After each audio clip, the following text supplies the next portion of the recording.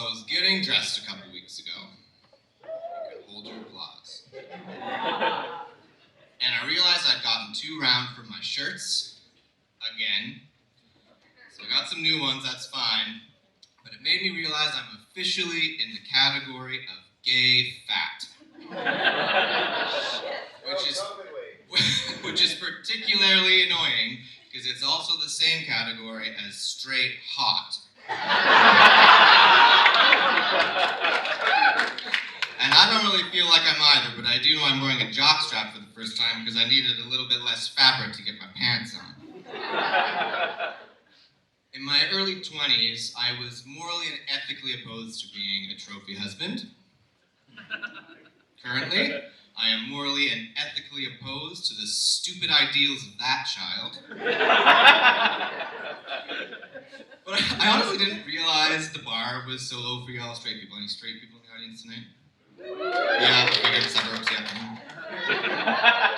But I've noticed when I'm hanging out with like my straight friends, I can go out and it doesn't matter if I have my glasses on, if my hair is up, I haven't done my makeup. Hell, it doesn't matter if I am fully on my period and as bloated as a lactose-intolerant manatee.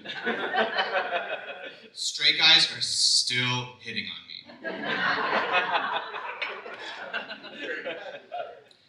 I should probably tell you a bit about myself. In college, I studied music and neuroscience. Yeah, currently I'm a Pilates teacher without a visible six-pack. So that means life is going pretty much exactly according to plan.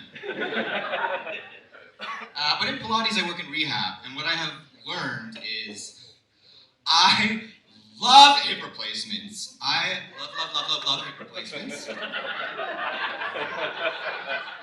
I can't wait for mine. So much so that some of my clients even call me the hip whisperer. Which at first I was like, I don't know how I feel about this, but then I remembered as a kid, I kind of had a reputation for being the barn kitten whisperer. I just go into the barn loft, my grandparents' farm, and just kind of like lay there, and all the little kitty cats would come and snuggle up. And I realized not much has changed. It's just that all the little kitty cats have grown up and become retired cougars. Yeah, it's been a couple years of not really meeting people, so I decided I would change that by easing my way into gay sports. I'll tell ya. So, I chose softball, because I was like, that's a pretty safe bet. Yeah, like kind of easing my way in. And it turns out, it's really intense, way more than I thought. It turns out, actually, I joined a sport called partying, and that softball is just the conduit. So there's like the parties you would expect, like the season opener party, you have like the summer barbecue, you have the annual Miss Slow Pitch, like beauty pageant. And then you have the ones you wouldn't expect, like you have the draft party, like it's D-League, we all make it through. And then you have like the jersey handout party, as if like we need an excuse, and then of course there's the jersey alteration party. But what's really intense is actually playing. So you show up to the field, I show up to the field, and it's just like all these surprisingly big, hairy, sweaty dudes, these like gorillas that are just like all ready to just like be as competitive as fuck. And then something happens. And all the gorillas stand up. And all you hear is, "Sit on my face! You got the second base! Yes! Win!"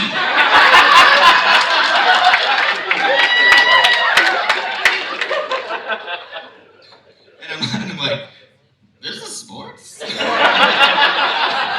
didn't I do this in high school? So, moving on. I've lived in Vancouver for about 14 years, and it's been an interesting ride, but I have learned a couple things that I absolutely hate about Vancouverites. First thing, I cannot stand people who will not shut the fuck up. We're not even there yet.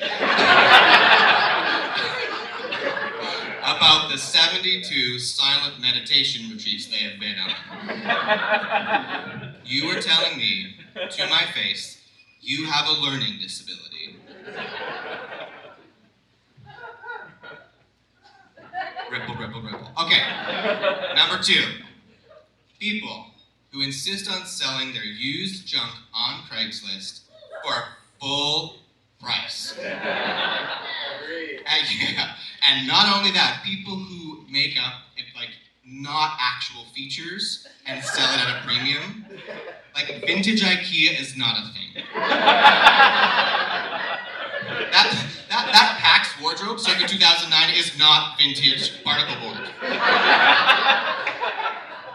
This is not a sign you are a shrewd business person. This is a sign you have gone on way too many ayahuasca retreats with your urban shaman in Port Coquitlam named Wendy. While we're talking about things that annoy me, I've a friend in San Francisco. He's great, but his boyfriend has a cat who's not so great. Actually developed some urinary crystals. It became a medical cat emergency, and the vet said, unfortunately, we have to cut off the tip of this cat's penis for the cat to live. Actually kind of serious, but thanks for the laugh. And also, bad news, it's going to cost you $17,000 for the surgery. Yeah, 17,000 American dollars. If this is my cat, it is good night, Fluffy, hello down payment on a nice double wide in a great trailer park in Palm Springs. Maybe with like a big wheelchair ramp for all my friends. But he paid it. And I was like thinking to myself, oh my God. It's been like 30 years since I've been the kitten whisperer, but I'm pretty sure you can still get a good procedure done on the black market by a cat rabbi for like a fraction of the price. Or just talk to this guy. Okay, Greece banned conversion therapy last week. Oh yeah, exciting, great progress, at least some places in the world. But it's got me really thinking that I can't help but wonder if declining my parents' offer to send me to conversion therapy in Florida was the worst decision I ever made. I mean, let's be honest.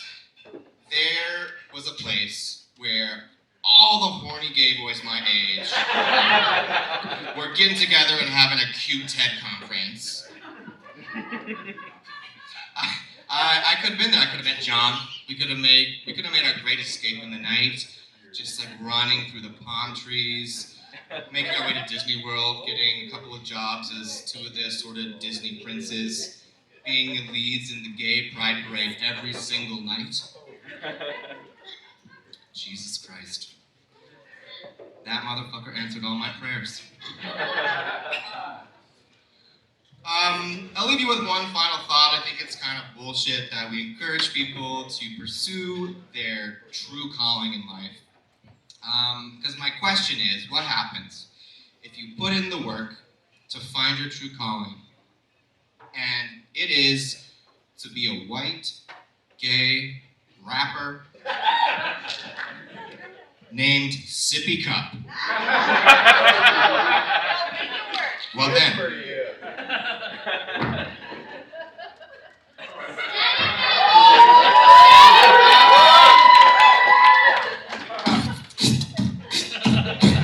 Daddy, fill me up. Right here in my sippy cup. Sippy cup, yo.